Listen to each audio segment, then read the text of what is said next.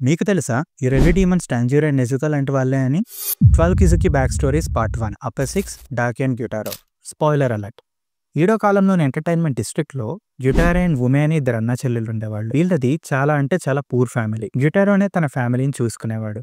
కానీ అతని రూపం వల్ల అండ్ వీక్ బాడీ వల్ల అందరూ అతను అసహించుకునేవాళ్ళు అండ్ అతని మీద డిస్కస్టింగ్ కామెంట్స్ చేసేవాళ్ళు. ఫస్ట్లో గ్యుటారో ఈ కామెంట్స్కి బాధపడేవాడు.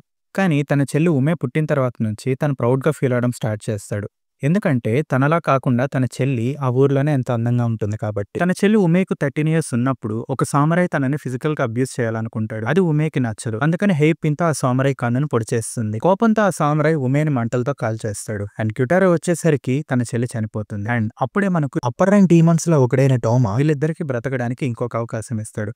బట్ ఈసారి హ్యూమన్ గా కాదు, డీమన్స్ గా. సో ఆ విధంగా అప్పర్ 6 డీమన్ అయిన డాకి అండ్ గ్యుటారో వస్తారు. అండ్ ఉమే డీమన్ గా మారిన తర్వాత తన పేరుని డాకీగా మార్చుకుంటుంది.